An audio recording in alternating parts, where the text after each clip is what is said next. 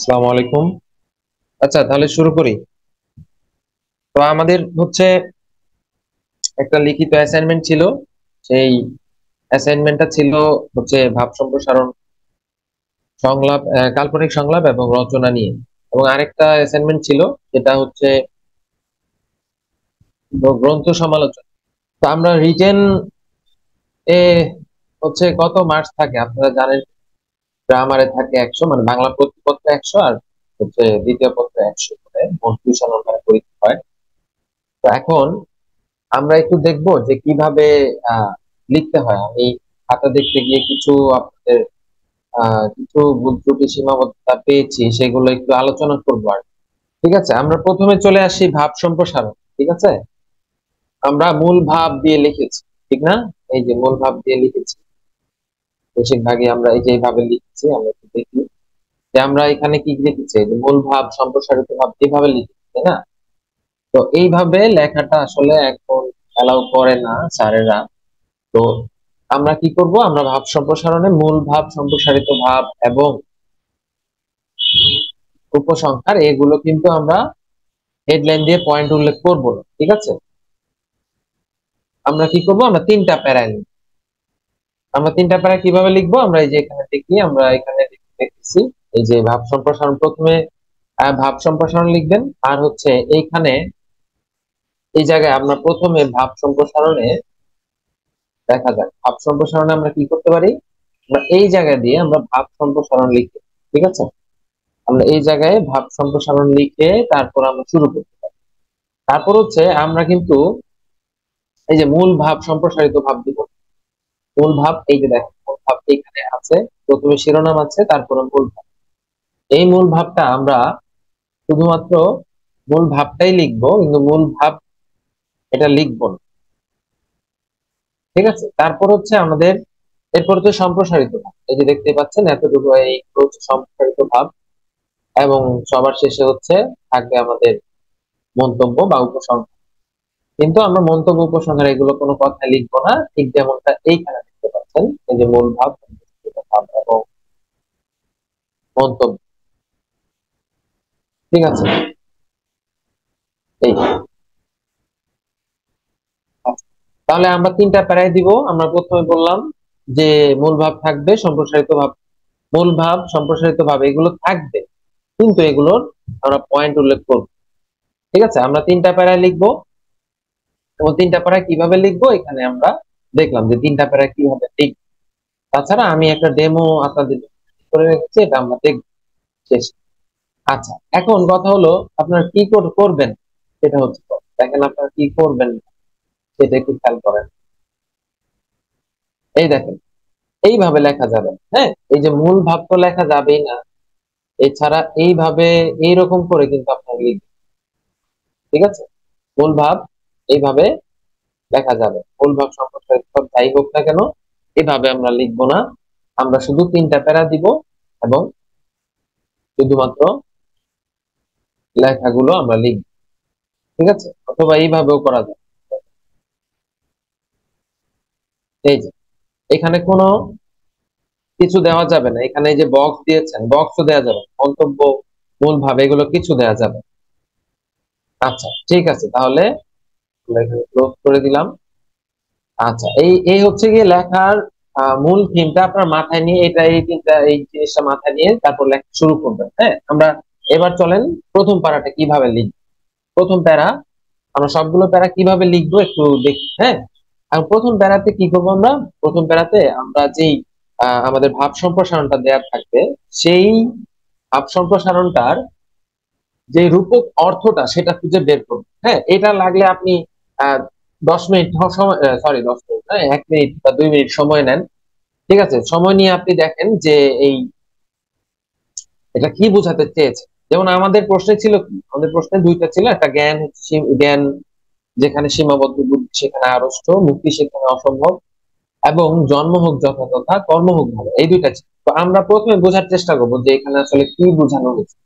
আমরা যেমন সারাংশের মধ্যে কি করি, আমরা মূল জিসটা বোঝার চেষ্টা করি, তেমনি আমরা জিসটা বোঝার চেষ্টা করব এবং আমরা মূল ভাবটাই লিখব। আমাদের প্রথম প্যারাটাকে বলা হয় হচ্ছে ভাব সম্প্রসারণের ব্যাখ্যা, শুধুমাত্র আমরা ব্যাখ্যা দিই, শুধুমাত্র প্রদত্ত ভাবের রূপকটা ভেঙে এই ক্রিস্টাল ক্লিয়ার করে দিই, এই ক্রিস্টাল ক্লিয়ার করে দিই যে এখানে মানুষের জন্ম পরিচয়, তার প্রকৃত সাফল্য প্রকাশিত হয় না, বরং মানুষের জীবনে সার্থকতা প্রকাশ পায় তার কর্মের মাধ্যমে।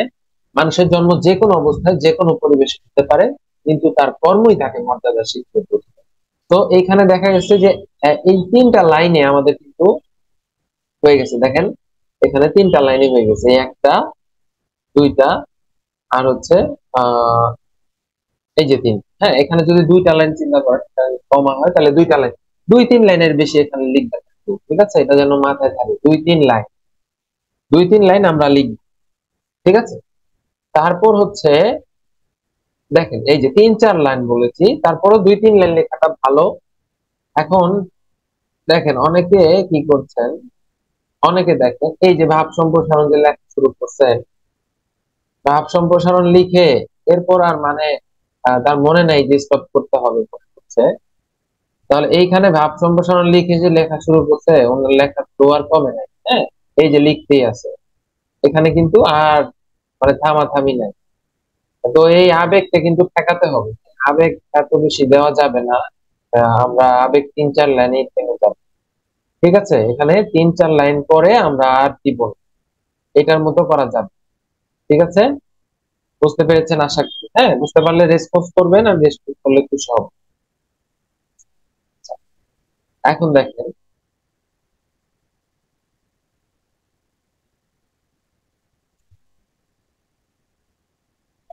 এখন দেখেন মাঝখানের প্যারা, মানে মাঝখানের প্যারাটাতে আমরা কি করব, এরপর প্রথমেই আমরা ধরেন আমরা মাঝখানের প্যারায় করব হচ্ছে শাব্দিক যদি কোনো অর্থ থাকে তাহলে শাব্দিক অর্থের ব্যাখ্যা দিই। দেখেন শাব্দিক অর্থ বলতে কি, এই যে জ্ঞান যেখানে সীমাবদ্ধ, আমরা জ্ঞান যেখানে সীমাবদ্ধ, বুদ্ধি সেখানে আড়ষ্ট, মুক্তি সেখানে অশুভ, আমরা বুঝতে পারছি এখানে আমরা চাইলে জ্ঞান, বুদ্ধি, মুক্তি এগুলোর আমরা কিন্তু ডেফিনিশন দিতে পারি। ঠিক আছে, অথবা জন্ম হোক যথা তথা, কর্ম হোক ভালো, এই জন্ম এবং কর্মের মধ্যে একটা সম্পর্ক আপনি চাইলেই দিতে পারেন। যেমন আমরা একটু দেখি, দেখেন শাব্দিক অর্থের ব্যাখ্যাটা আমরা কিভাবে দিতে পারি। এই যে দেখেন জ্ঞান, এই যে জ্ঞান যেখানে সীমাবদ্ধ, আমরা দেখেন সম্প্রসারিত ভাবের নিচে, এই সম্প্রসারিত ভাব যদিও লেখা যাবে না, তার প্রথমে আমরা দিব ওই যে মানুষের জ্ঞান তার সবচেয়ে মূল্যবান সম্পদ, যার কোনো বিনাশ নেই। আমরা প্রথমে কি করলাম, জ্ঞানকে ডিফাইন করলাম। এরপর আমরা চাইলে বুদ্ধিকে ডিফাইন করতে পারি, যে আমরা কি করি যে জ্ঞানকে যখন প্রায়োগিক দিক থেকে বিবেচনা করব বা জ্ঞান যখন প্রয়োগ করব, তখন সেটাকে বলা হবে বুদ্ধি, এবং বুদ্ধি ছাড়া আমাদের যে মূল মুক্তি সেটা কিন্তু আসবে না। তো এইটা আমরা কিন্তু ঠিক আছে, এটা হচ্ছে প্রথমে। এরপর হচ্ছে আমরা কিছু বাস্তব উদাহরণ দিতে পারি। বাস্তব উদাহরণ কি, এইখানে আমরা কি করবো, বাস্তব উদাহরণটা দেখি। এই যে দেখ, সম্রাট নাসির উদ্দিন, আমরা কিছু বাস্তব উদাহরণ দিব। প্রথমে আমরা শব্দের ব্যাখ্যা দিব, ঠিক আছে, শব্দের ব্যাখ্যা দিয়ে তারপর অনেক কিছু লিখবো। তারপর ভাবটাকে একটু সম্প্রসারণ করবো। হ্যাঁ, সম্প্রসারণ করার পর আমরা উদাহরণ টেনে নিয়ে আসবো। উদাহরণ কি, যেমন এই যে বিখ্যাত ব্যক্তিবর্গ যারা আহ কি করেছেন, অন্য যারা খুব নিচু বংশে জন্ম নিয়েও তারা খুব উঁচু আহ কাজ করেছেন এবং অনেক মহিমান্বিত হয়েছেন, সেগুলো একটু আমরা লিখতে চাই। সম্রাট নাসির কৃতদাস ছিলেন, জর্জ ওয়াশিংটন বিশপের ঘরে জন্মগ্রহণ করেছেন, তারপর নেপোলিয়ন বোনাপার্ট কিন্তু নিতান্তই সাধারণ ঘরের সন্তান ছিলেন। এইগুলো আমরা উদাহরণ দিয়ে লিখবো। তাছাড়া আমরা কি করতে পারি, আমরা কিন্তু প্রাসঙ্গিক উক্তিও দিতে পারি। হ্যাঁ, কিন্তু তবে খেয়াল রাখতে হবে যে উক্তিটা হচ্ছে আমাদের কোথায় হবে, উক্তিটা হবে লাইনের মধ্যে, মানে লাইন লাইন ব্রেক করা যায়। এই যে যেমন আমরা এখানে দেখেছিলাম, এই যে দেখেন এইখানে যেমন একটা নির্দিষ্ট একটা প্যারা দিয়ে লিখেছি, তো এইটা না করলেই ভালো হয়। হ্যাঁ, আমরা এইটা করব না। এই যে দেখেন এখানে নির্দিষ্ট প্যারা দিয়েছে, এটা না করে আমরা এইখানে লিখে দিই যে এখানে একটা কোনো একটা উক্তি তুলে ধরলাম, অথবা কোনো একটা আমরা প্রবাদ তুলে ধরলাম। যেমন দেখেন এখানে আমরা একটা প্রবাদ দেখ, এই যে দেখেন জ্ঞান যেখানে সীমাবদ্ধ, এখানে নিচে দেওয়া আছে জ্ঞানহীন মানুষ পশুর সমান, তাই না? এই যে দেখেন জ্ঞানহীন মানুষ পশুর সমানও তো একটা ভাব সম্প্রসারণে পড়েছে, এটা একটা প্রবাদ। তাহলে আমরা এই রিলেটেড প্রবাদ কিন্তু মাঝে ঢুকে দিতে পারবো, তাই না? তাহলে এই জিনিসটা কিন্তু অবশ্যই খুবই সুন্দর হয়েছে উনি যে লিখেছেন। তো এটা লিখলে আপনার পরীক্ষক আপনার প্রতি সন্তুষ্ট থাকবেন এবং ভালো একটা মার্ক পাবেন। ঠিক আছে, তো এই গেল হচ্ছে দ্বিতীয় প্যারা বা মাঝখানের প্যারা। আচ্ছা, মাঝখানের প্যারায় হচ্ছে যা করবেন এটা হচ্ছে আমরা দেখলাম, কিন্তু যা করা যাবে না সেটা একটা। হ্যাঁ, যা করা যাবে না, দেখেন কি করতে পারবেন সেটা হলো, এই যে আমি কি লিখি, এই দেখেন, এই যে দেখেন কি করেছে, এই যে এই উপপ্যারা। হ্যাঁ, উপপ্যারা মানে হচ্ছে মাঝখানের প্যারা যদি আপনি চাইলে আরো কিছু প্যারা দিতে পারেন, সেগুলোকে আমরা উপপ্যারা বলছি। সেই প্যারাগুলো আপনি কিন্তু বেশি দিবেন না, ছোট ছোট অনেক বেশি উপপ্যারা করবেন না। ঠিক আছে, যে বেশি বেশি প্যারা দিবেন না। এখানে এই যে ছোট ছোট প্যারা উপপ্যারা দিবেন। এখানে এখানে দেখা গেছে, এই যে দেখ, এই যে এই খাতাটার মধ্যে, এই খাতার মধ্যে আমরা ধরে নিলাম যে প্রথম এতটুকু অংশ হচ্ছে আমাদের আহ প্রথমে মূল ভাব দিয়েছেন উনি, তারপরে হচ্ছে উনি অনেকগুলো প্যারা দিয়েছেন, খেয়াল করেন এখানে উনি অনেকগুলো প্যারা দিয়েছেন। এই যে এই যে দেখ, এই যে একটা প্যারা দিয়েছেন, এখানে একটা প্যারা দিয়েছেন, নিচে একটা প্যারা দিয়েছেন, তারপরে কিন্তু আরো প্যারা আছে, এই যে এখানে আরো আরো দুই তিনটা আছে। এমনকি আপনাদের খাতার মধ্যে অনেকেই এই কাজটা করছেন, অনেকগুলো প্যারা দিয়েছেন। যে অনেকগুলো প্যারা দিতে আসলে জিনিসটা খারাপ দেখা যায়, আসলে ভাব সম্প্রসারণের দিনটাকে আসলে মিন করে না। তো আমরা এটাতে অ্যাভয়েড করবো, ঠিক আছে। বেশি বেশি উপপাড়ায় লিখবো না আমরা, কম উপপাড়া, সর্বোচ্চ দুইটা উপপাড়া আপনি দিতে পারেন। এরপর আমরা দেখি, এই যে দেখেন, এই যে ভাবের, এই যে বক্তব্যের পুনরাবৃত্তি করা যাবে। এই দেখেন, এইখানে দেখেন, এই যে জাতি যে লিখছেন, উনি তো জাতির ফ্যান হয়ে গেছে। হ্যাঁ, এই জাতি লিখতে লিখতে তিনি অনেকগুলো জাতি লিখছেন। আচ্ছা, আহ একটা প্রশ্ন পেয়েছি যে শিমু প্রশ্ন করেছেন, ভাইয়া ভাব সম্প্রসারণে কি অন্য কবিতার লাইন বা কবিতা উক্তি, হ্যাঁ প্রয়োগ করতে পারবেন।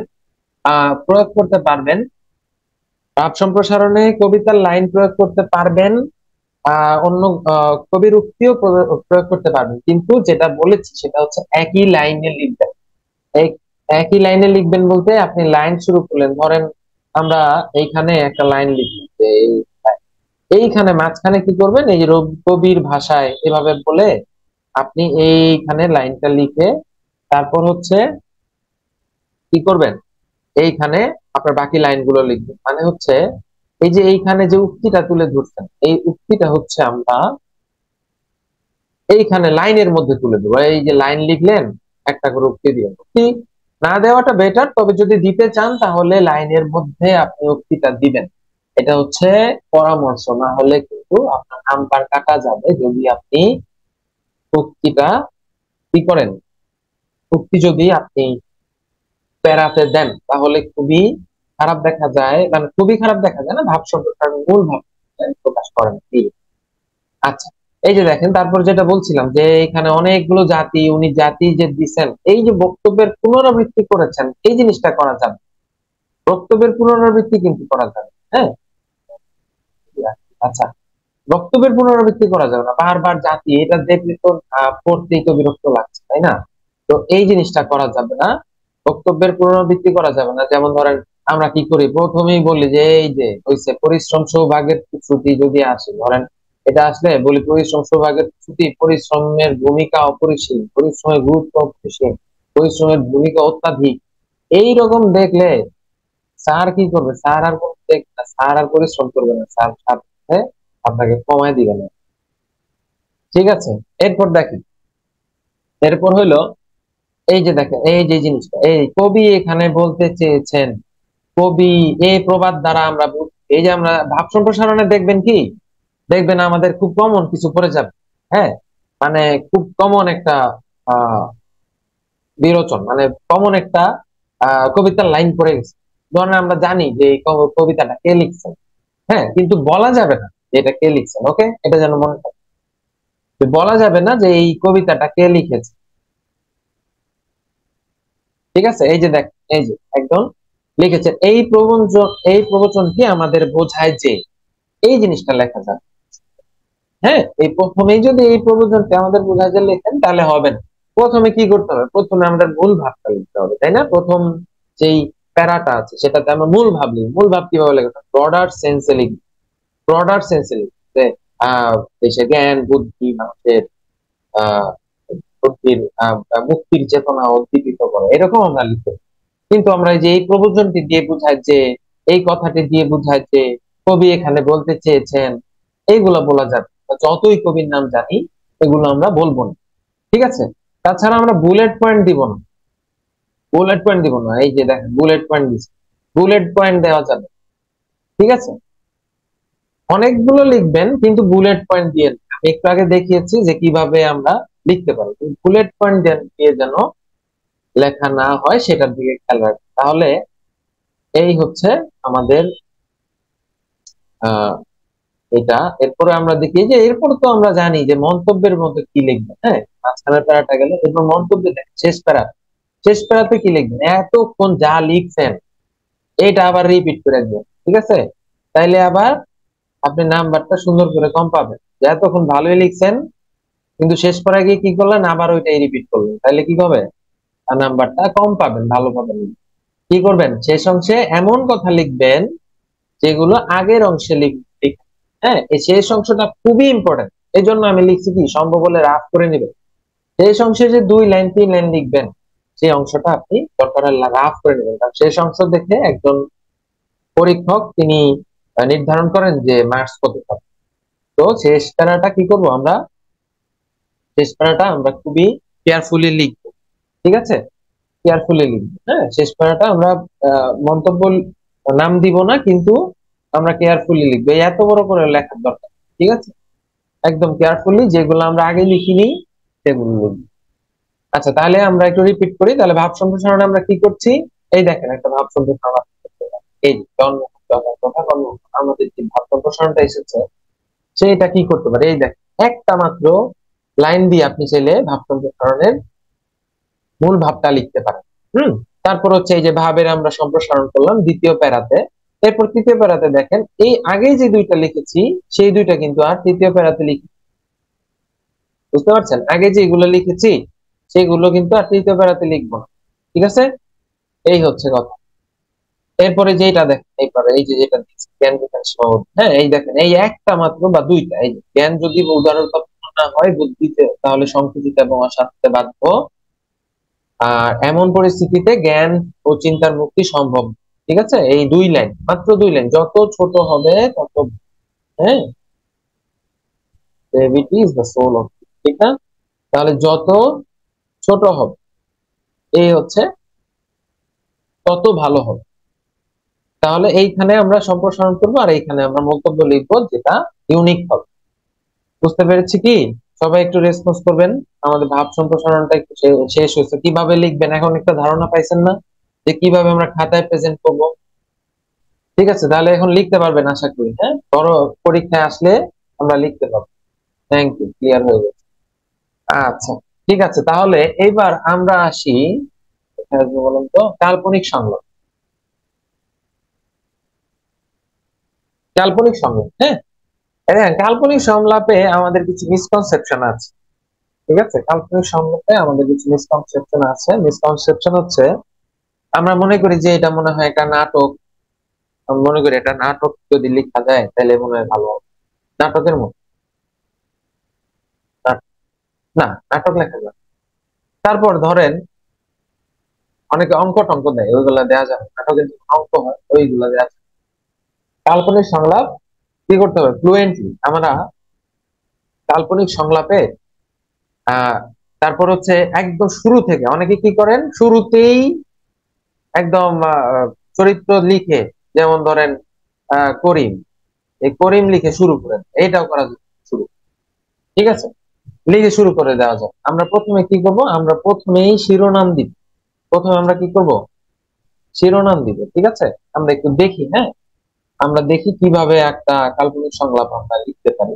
প্রথমে দেখেন এই যে সংলাপ, এই সংলাপে আমরা এই যে দেখেন লিখছি মব জাস্টিস প্রসঙ্গে। আমাদের তো মব জাস্টিস নিয়ে সংলাপ আসছিল কিসের, শিক্ষক এবং শিক্ষার্থী। হ্যাঁ, শিক্ষক শিক্ষার্থীদের আসছিল কি, আমরা আবার একটু দেখি। এই দেখেন লিখছে মব জাস্টিস প্রসঙ্গে শিক্ষক শিক্ষার্থীদের মধ্যকার একটি কাল্পনিক সংলাপ রচনা করো। এখন কাল্পনিক সংলাপ শিক্ষক শিক্ষার্থীদের, তাহলে আমরা কি অন্য কিছু দিতে পারবো বলেন? অনেকে কি করছেন, অনেকে তাহমিনা, তারপরে সুমাইয়া, এগুলো কি করছেন, এগুলার উদাহরণ দিচ্ছি। এই এই দুইজনের মধ্যে দুই বান্ধবীর সংলাপ দিয়ে দিচ্ছে, দুই বান্ধবীর সংলাপ দিলে কিন্তু চলবে। হ্যাঁ, এটা শিক্ষক শিক্ষার্থীদের, যেহেতু শিক্ষক এবং শিক্ষার্থীদের মধ্যেই হতে হবে, তাহলে আমরা কি করব, আমরা প্রথমেই এই যে লিখেছি দেখেন, প্রথমে হচ্ছে আমরা শিরোনাম, স্থান, কাল, পাত্র এইগুলো চিন্তা করবো। হ্যাঁ, শিরোনাম, স্থান, কাল, পাত্র, এই চারটা দিয়ে শুরু করব। ঠিক আছে, এই চারটা দিবেন স্ট্যান্ডার্ডাইজের জন্য, হ্যাঁ, স্ট্যান্ডার্ড করার জন্য। এই দেখেন প্রথমে এই যে মব জাস্টিস, দেখেন এই যে মব জাস্টিস, কি মব জাস্টিস প্রসঙ্গে শিক্ষক শিক্ষার্থীদের মধ্যে কাল্পনিক সংলাপ, তাহলে এটা কি বলেন তো? এটা হচ্ছে আমাদের শিরোনাম, তাই না? এই যে শিরোনাম লিখলাম, এইটা হচ্ছে শিরোনাম, আপনি কিন্তু চাইলে শিরোনাম এইভাবে দিবেন। ঠিক আছে, তারপর দেখেন এই যে স্থান, দেখেছেন স্থান হচ্ছে শ্রেণীকক্ষ, আপনি কিন্তু চাইলে স্থানকে আরো অন্য অন্য অন্য জায়গায় নিতে পারবেন না, কারণ এখানে কি বলছে, শ্রেণী, শিক্ষক শিক্ষার্থী, চাইলে অন্য জায়গায় নিতে পারেন, যেমন শিক্ষক শিক্ষার্থী রাস্তায় দেখা হইতে পারে, শ্রেণীকক্ষে দিলে ভালো, কিন্তু রাস্তায় দেখা হইতে পারে, তার তো আপনি রাস্তায় চাইলে দিতে পারেন, তো বাজারের মধ্যে অথবা আহ কোন একটা প্লে গ্রাউন্ডে, হ্যাঁ, কোন একটা পাবলিক প্লেসে দিতে পারেন, তবে শ্রেণীকক্ষ দিলে ভালো। তো এরপর স্থান, কাল, হ্যাঁ, এরপর হচ্ছে পাত্র, হ্যাঁ, একজন পাত্র লিখছেন, আমরা একটু দেখি এটার মধ্যে, না এটার মধ্যে নয়, একজন দেখেছিলাম যে পাত্রর কথা লিখেছেন। পাত্র মানে কি, এখানে আমরা তারপরে কি দিব, দেখ, শিরোনাম, স্থান, তারপরে দিব পাত্র পাত্র, তৃতীয়তে দিব পাত্র পাত্রী। ঠিক আছে, আমার লেখাটা অনেক সুন্দর, একটু বুঝে নিয়ে, হ্যাঁ, পাত্র পাত্রী, এই পাত্র পাত্রী কি আবার, হ্যাঁ, এটা কি করবো আমরা, কি লিখবো, পর আর ফোনে নাকি? না না না, এখানে কি করবো, এখানে পাত্র পাত্রীর বর্ণনা দিব, যেমন এখানে এইখানে শিক্ষক আছেন, শিক্ষক দিব, কমা দিয়ে দিব কি, এই ছাত্র এক, আমরা এইভাবে দিতে পারি, হ্যাঁ, অথবা ছাত্রের নাম লিখে দিই, এই যে ছাত্র এক, ছাত্র দুই, এভাবে লিখে দিতে পারি। ঠিক আছে, আর এইখানে দেখেন লিখছে শিক্ষক রিফাত সাদিয়া, তাই না, এই যে শিক্ষক, এই যে রিফাত, এই যে সাদিয়া, আমরা এখানে কি লিখবো, যদি ছাত্র এক ছাত্র দুই না লিখি, এখানে লিখে দিব কি রিফাত সাদিয়া, এগুলো লিখি। ঠিক আছে, যে রিফাত, তারপর হচ্ছে সাদিয়া, এগুলো লিখবো, কয়জন আছে এগুলো আমরা পাত্র পাত্রী লিখে দিব।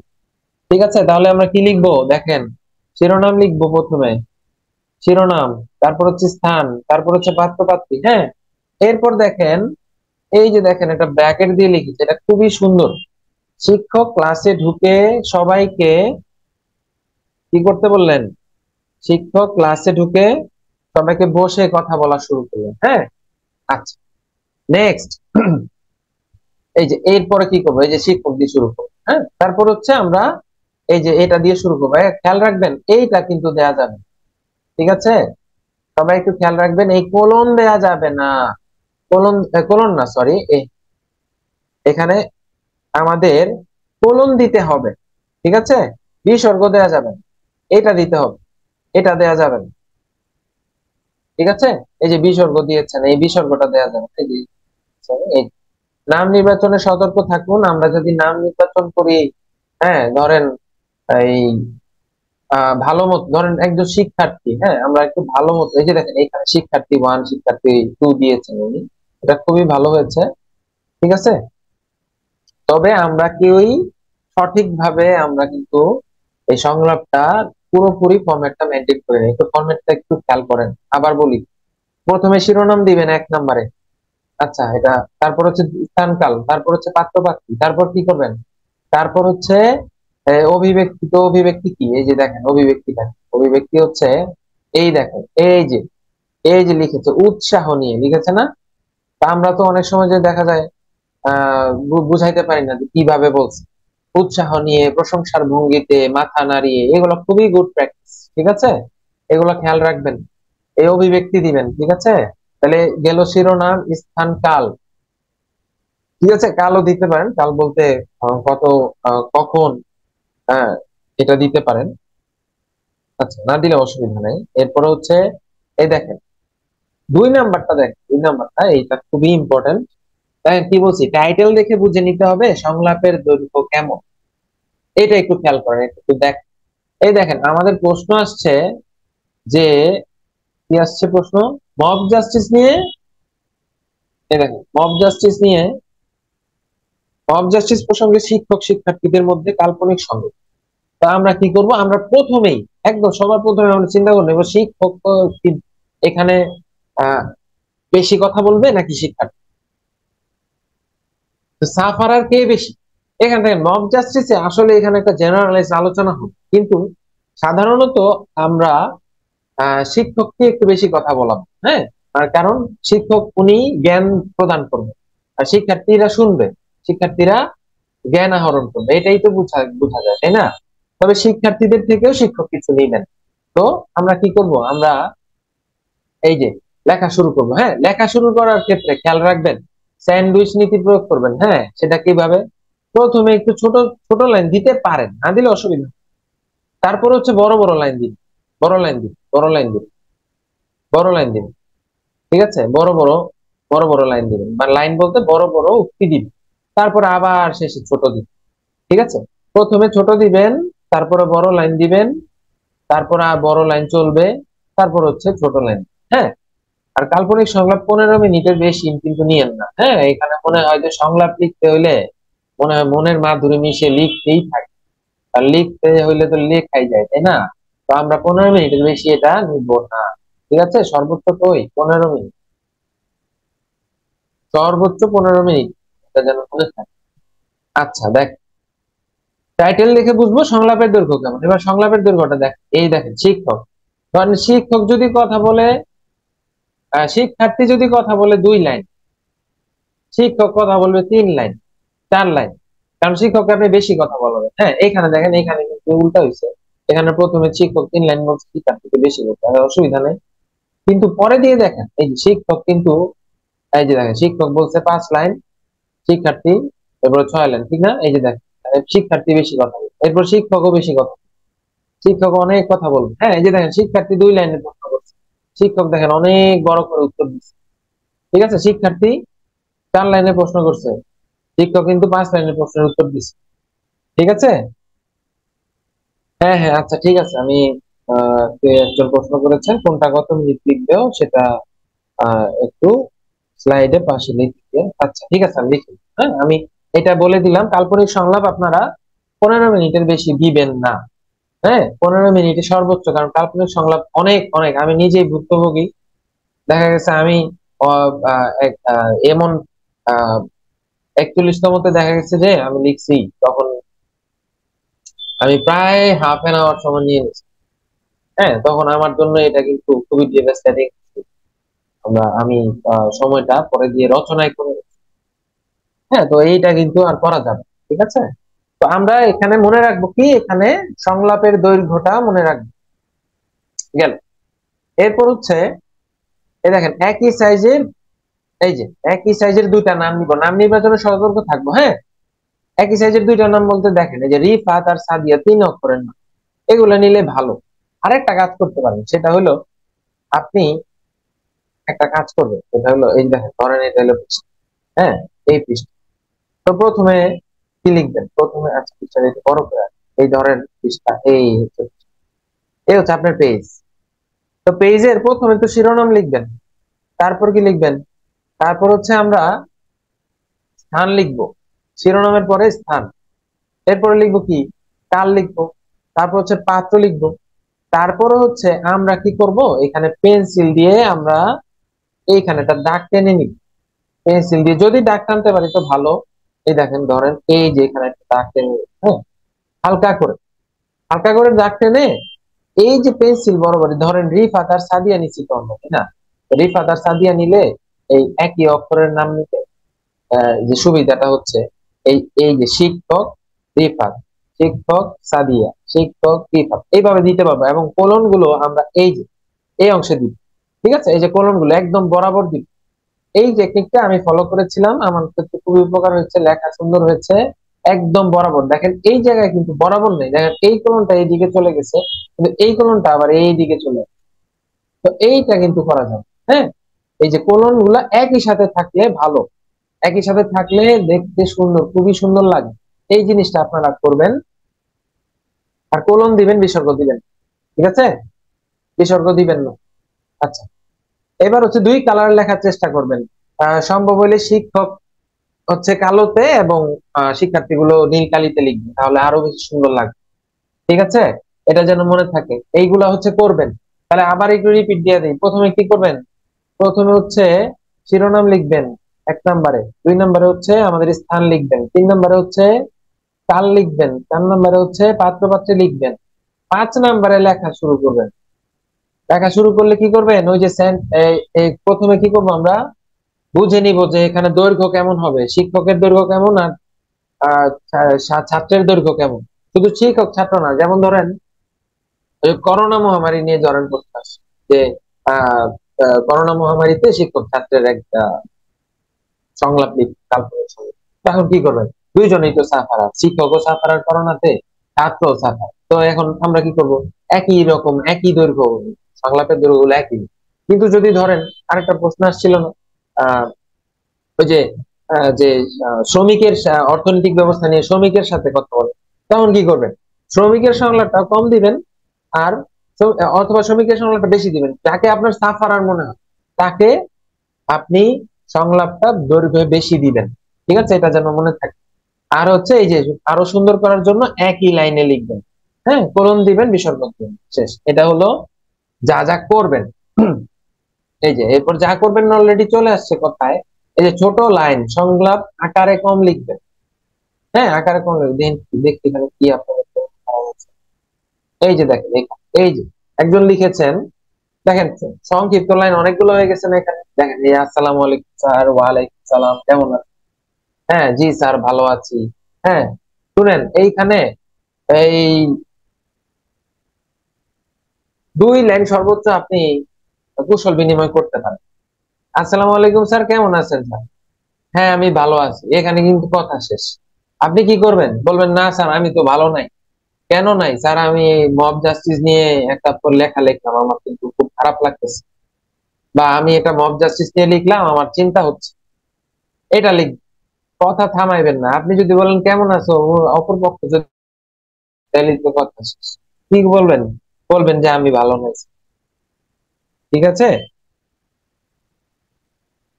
আচ্ছা, দেখেন, আচ্ছা, ও আচ্ছা, কাল নিয়ে কিভাবে লিখবো এটা জানতে চেয়েছেন একজন। আচ্ছা, এইবার দেখেন শিরোনাম, এই যে স্থান, তারপর হচ্ছে এখানে জায়গা নাই, তো আমি লিখে দেখ। ধরেন আমরা লিখবো কাল। কাল মানে হচ্ছে সময়, আর সময়, কাল মানে হচ্ছে সময়। এই ধরেন কাল, কাল হচ্ছে, বাস কাল না, কাল হচ্ছে, কাল তো লেখা, লিখবেন সময়, লিখবেন সময়। সময় কি লিখবেন? সময় হচ্ছে সকাল 10টা, এটা লিখবেন সকাল 10টা অথবা 11টা, একটা পিক আওয়ার নিবেন, সকাল 10টা, এই যে লিখছেন সময়, শিরোনাম, স্থান, তারপর হচ্ছে কাল, তারপর হচ্ছে পাত্র, এইভাবে লিখবেন, ঠিক আছে? উত্তর হয়তো পেয়েছেন, ঠিক আছে? তাহলে আমরা বুঝলাম। তারপর হচ্ছে শুরুতেই দেখেন, শুরুতে কিন্তু আমরা বর্ণনামূলক কিছু লিখবো না, হ্যাঁ, কি লিখবো না এটাও তো জানা দরকার। এই দেখেন এইগুলা লিখবো। এই যে দেখেন, এই মব জাস্টিস হচ্ছে একটি সামাজিক সমস্যা যা জনগণ কোনো অপরাধীকে নিজেরাই শাস্তি প্রদান করে, এইসব লেখা যাবে, এইসব কিন্তু লেখা যাবে, ঠিক আছে? এইসব লেখা যাবে না। মব জাস্টিস একটি সামাজিক সমস্যা, এই এই এই না, এইগুলো লেখা যাবে না। এইগুলা কোথায় লিখবেন? এইগুলা শিক্ষক বলবে অথবা শিক্ষার্থী বলবে যে স্যার এটা আমি পাইছি, মব জাস্টিস হচ্ছে সামাজিক সমস্যা, এগুলো সংলাপের ভেতরে ঢুকাই দিবেন, এগুলা কিন্তু সামনে লিখবেন না, ঠিক আছে? আচ্ছা, শেষ শেষ, আমাদের কাল্পনিক সংলাপ লেখা শেষ। তাহলে আবার একটু রিপিট করি, ঠিক আছে? আবার একটু রিপিট করি, আবার দেখেন, আবার দেখেন, আবার দেখেন। প্রথমে কি লিখবেন? দেখেন জায়গা আছে, ঠিক আছে? প্রথমে কি লিখবেন? প্রথমে একে লিখবেন শিরোনাম, শিরোনাম লিখবেন। আচ্ছা, 2 নাম্বার কি লিখবেন? স্থান লিখবেন, যে কোথায় আমরা আছি, হ্যাঁ, যে শ্রেণীকক্ষে আছি অথবা বাজারে আছি, যখন যে সংলাপ দিবে ওইটার পরিপ্রেক্ষিতে আপনি লিখবেন। তারপর হচ্ছে স্থানের পরে হচ্ছে কাল লিখবেন, কত সময়, হ্যাঁ, কাল না দিয়ে আমি সময় দিচ্ছি এখানে, কি লিখবেন? সময়, সময় লিখবেন, সময়। আচ্ছা, সময় এতটা, এরপর কি লিখবেন? পাত্রপাত্রী লিখবেন, যে পাত্রপাত্রী কি আছে, কে কে আছে, হ্যাঁ, শিক্ষক শিক্ষার্থীদের নাম এগুলা লিখবেন। এরপর হচ্ছে 5 নম্বরে গিয়ে আমাদের সংলাপ শুরু হবে। হ্যাঁ, সংলাপ কি করব? এইখানে কোলন গুলোকে একই লাইনে নিয়ে নিব। ঠিক আছে, এই যে যেমন ধরেন শিক্ষক, শিক্ষক, তারপর হচ্ছে শিক্ষার্থী এক, দেখেন শিক্ষার্থী এক লিখলে একটু এই পাশ থেকে লিখতে হবে, শিক্ষার্থী এক, এই যে লিখ। এরপর হচ্ছে আরেকটা কোলন, এই যে শিক্ষার্থী দুই বা শিক্ষক আবারও। ঠিক আছে, এই যে আবারও লিখবেন, এই শিক্ষার্থী দুই, শিক্ষার্থী দুই, এই লিখলেন, এই যে এইভাবে বরাবর রাখবেন। ঠিক আছে, এই কোলন গুলো বরাবর লিখে আপনারা লেখা শুরু করবেন। শিক্ষার্থী তিন হইতে পারে, হ্যাঁ, শিক্ষার্থী তিন হইতে পারে, শিক্ষার্থী তিন, এই লিখলেন। এরপর আবার শিক্ষক এইভাবে লিখলেন। ঠিক আছে, এই এইভাবে লিখলেন। ঠিক আছে, এই আশা করি বুঝতে পারছেন। তারপর হচ্ছে বাই বাই দিয়ে শেষ করে দিবেন। ঠিক আছে, বুঝছেন কিনা বলেন? কাল্পনিক সংলাপ শেষ। কাল্পনিক সংলাপে আমরা এগুলো বলবো, দেখেন কারো প্রশ্ন থাকলে বলেন, ক্লিয়ার হইলে ক্লিয়ার লেখেন। শিরোনাম এইভাবে এভাবে দিয়ে শিরোনামটি লিখবো। শিরোনাম, শিরোনাম লেখাটা লেখা লাগবে না, শিরোনাম লেখা লেখা লাগবে না। এই শিরোনাম যে দিবেন এটা লেখেন, স্থান লিখতে পারবেন। শিরোনাম আমরা দিব কিন্তু শিরোনাম লিখবো না, শিরোনাম ডিরেক্ট একটা শিরোনাম দিব। ঠিক আছে, এই যে কেটে দিলাম যাতে পরবর্তীতে স্লাইডে আপনারা বুঝতে পারেন। ঠিক আছে, শিরোনাম হইলে যেভাবে, কিন্তু এই যেভাবে দিবেন, মব জাস্টিস প্রসঙ্গে সংবাদ, এইভাবে। হ্যাঁ, এই যে মব জাস্টিস প্রসঙ্গে শিক্ষার্থী, এইগুলো এইগুলো লেখা লাগবে। শুধু সংলাপ এইভাবে লিখবে, এই শিরোনামটা দিন। শিরোনামে শিরোনাম বলার কোনো, উল্লেখ করার কোনো প্রয়োজন নেই। আচ্ছা, আরেকটা প্রশ্ন, সবার সাথে সংলাপের ক্ষেত্রে কি পাত্রপাত্রী লিখবো? হ্যাঁ, সবার সাথে, হ্যাঁ হ্যাঁ, পাত্রপাত্রী লেখাটা দিবেন, অবশ্যই দিবেন। আর বাকি সব দিবেন, যেভাবে দিবেন সেভাবে লিখে দিচ্ছি, পাত্রপাত্রী লেখা দিবেন। আর সবার সাথে সংলাপের ক্ষেত্রে আমরা পাত্রপাত্রী লিখবো। ধরেন এখানে আমাদের অর্থনীতিবিদ এবং একজন দিনমজুরের সাথে কথা হচ্ছে, তাহলে আমরা পাত্রপাত্রী দিব, অর্থনীতিবিদ ও দিনমজুর, এভাবে দিয়ে দিব। ঠিক আছে, ও পাখি লিখছি এখানে। আচ্ছা, পাখি। ওকে, ঠিক আছে, বুঝতে পেরেছেন কিনা, কনফিউশন ক্লিয়ার কিনা আমি আরো দেখতেছি। আপনি আপনাদের কোনো প্রশ্ন থাকলে বলেন। Clear, thank you. ওকে, যে এরকম রেসপন্স থাকলে ভালো লাগে, রেসপন্স করবেন। হ্যাঁ, 41 জন আছেন আমার সাথে, আমি সহজ বাদে হচ্ছে 40 জন বা 30 জন আছেন। আচ্ছা, শুধু নাম কি কালার ভিন্ন নাকি পুরো লেখা? না না না না, পুরো লেখাটা ভিন্ন করবেন না, শুধু নাম ভিন্ন করবেন। হ্যাঁ, আবার অনেকে, হ্যাঁ হ্যাঁ ঠিক আছে, ভালো একটা কথা বলছেন। ধরেন এখানে শিক্ষক লিখছেন লাল কালি দিয়ে, শিক্ষক একদম পুরোটা, শিক্ষকের পুরো লেখাটাই লাল কালি দিয়ে লিখবেন না, হ্যাঁ, এই কাজ করবেন। বাকি সব কালো দিয়ে লিখবেন। এই ধরেন শিক্ষক লিখছেন কালো, আমি একটা কাজ করি, আমার থেকে তো লেখার অপশন আছে তাই না, আমার থেকে তো লেখার অপশন আছে, আমি আবার আপনাদের থেকে লিখি, তাহলে আপনাদের side থেকে, এই দেখেন, এই ধরেন আপনি এক শিক্ষক, ধরেন শিক্ষক লিখতেছেন, শুধু শিক্ষক কালো কালি দিয়ে লিখবেন। শুধু শিক্ষক গুলো কালো কালি, শিক্ষক, এই লিখবেন শিক্ষক। ঠিক আছে, এই কালো কালি দিয়ে লিখবেন। কারণ কোলনটা এই পাশে একটু ফাঁকা করে দিলেন, এই ধরেন কালো কালি দিয়ে লিখবেন। আবার এই শিক্ষার্থীও কিন্তু কালো কালি দিয়ে লিখবে, শিক্ষার্থী, আবার শিক্ষক লিখবো কালো কালি, শিক্ষক লিখবো কালো কালি, এই এই লিখলো, লিখলাম, হ্যাঁ, এই লিখ। এখন এই যে শিক্ষক, এরপরে ধরেন এইখানে শিক্ষক, এইখানে একটা শিক্ষক দিলেন, হ্যাঁ, আর নীল কালি দিয়ে লিখবেন হচ্ছে শিক্ষার্থী, ধরেন রহিম, কলিম, হ্যাঁ, সালেহা, এই আর কি লিখলেন এরকম। এই শিক্ষার্থী, শিক্ষার্থী এক, এই শিক্ষার্থী দুই, শিক্ষার্থী তিন। ঠিক আছে, এক বা এক এরকম। ঠিক আছে, এইগুলো কিন্তু কালো কালি হবে, এইগুলো হচ্ছে কালো কালি, এই সব কালো কালি দিয়ে লিখবেন, লেখাটা কালো কালি দিয়ে লিখবেন। এবং আপনারা এই জিনিসটা শিক্ষার্থীকে আপনারা বোল্ড করে দিতে পারেন, হ্যাঁ, পুরো লেখা লিখবেন। আচ্ছা, সংলাপের লেন্থ কতটা হবে? সংলাপের লেন্থ আপনারা, এটা আসলে নির্দিষ্ট না, তবে আপনারা মোটামুটি আপনাদের সবার হাতের লেখা তো এক না, ফাঁকা ফাঁকা না হইলে 3 পৃষ্ঠায় লিখবেন। আর মোটামুটি আমরা ধরে নেই 20 লাইন, 20 লাইন, হ্যাঁ 20 লাইন। কারণ 15 মিনিটে 20টা লাইন তো লিখতে পারবেন, এখানে 20 লাইন লিখতে পারবো না আমরা, 20 লাইন। এই যে আমি লিখে, ঠিক আছে, 20 লাইন লিখবেন, হ্যাঁ 20 লাইনে 15 মিনিটে 20টা লাইন তো লিখতে পারবেন। 20টা লাইন লিখবেন, মানে 20টা লাইন বলতে 20টি সংলাপ, 20 লাইন সংলাপ, ঠিক আছে। সব মিলে আর কি কত ওয়ার্ডের মধ্যে লিখতে হবে, না কোনো লিমিটেশন নাই, আপনি যত ওয়ার্ড খুশি লিখতে পারেন, তবে সময়ের দিকে খেয়াল রাখবেন। হ্যাঁ, এই যে দেখেন লিখছি প্রথমে 8টি ধাপে লিখবেন। হ্যাঁ, এই আপনাদের ক্লাসে 8টা ধাপের কথা বলা হয়েছিল। হ্যাঁ, তারিক মঞ্জুর স্যারও 8টা ধাপের কথাই বলেন, এবং আমরা জানি এই 8টা ধাপে লিখতে হয়। ঠিক আছে, আমরা একটু দেখি কিভাবে লিখতে হয়।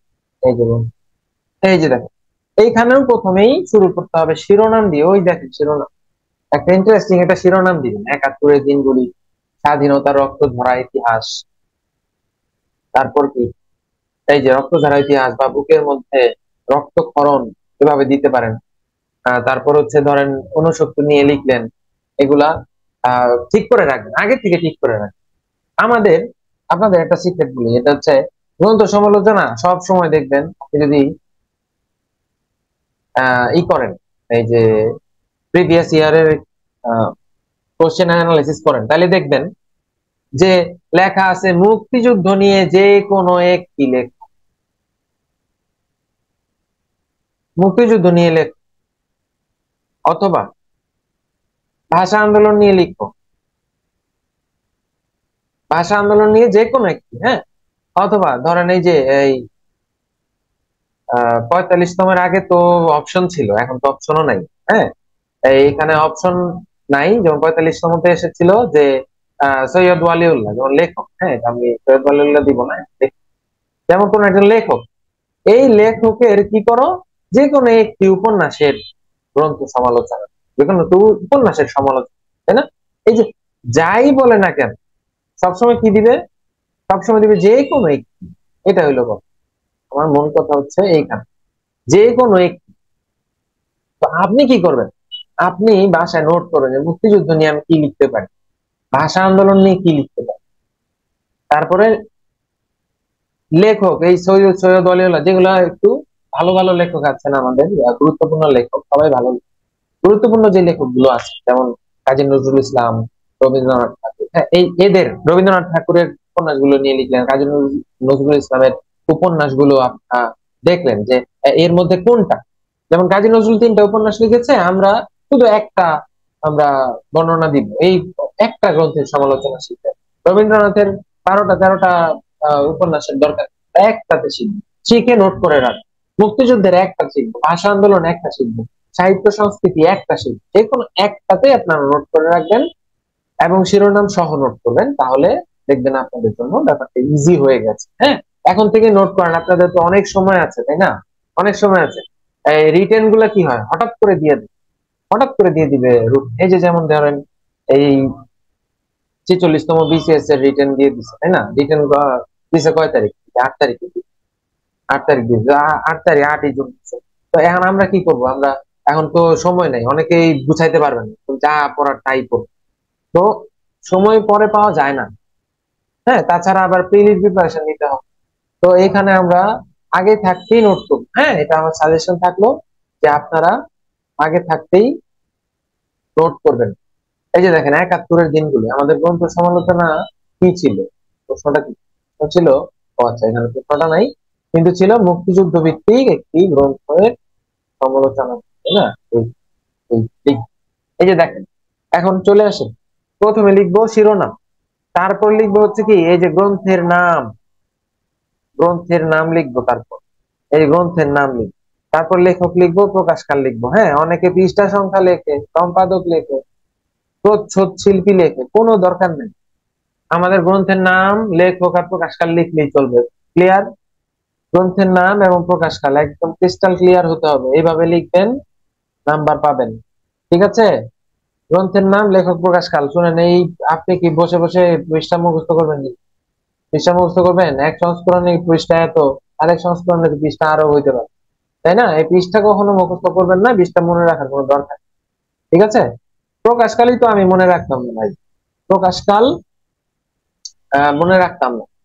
এই দেখেন এখানে লেখক বানান ভুল করতো, এই জিনিসটা ভুল করলে কিন্তু সর্বনাশ। এখানে লিখছে জাহানারা ইমাম, জাহানারা ইমাম, হ্যাঁ এই জিনিস করা যাবে, লেখকের নাম ভুল করা যাবে না, গ্রন্থের নাম ভুল করা যাবে না। গ্রন্থ লেখার সময় কি করতে হবে? ঊর্ধ্বকমা দিতে হবে, দেখতে পাচ্ছেন এই যে ঊর্ধ্বকমা, এই ঊর্ধ্বকমা গুলো দিতে হবে। আচ্ছা গোলটা নাম এই যে ঊর্ধ্বকমা দিবেন, এই যে ঊর্ধ্বকমাটা, ঠিক আছে? গ্রন্থের নামে ঊর্ধ্বকমা অবশ্যই দিবেন।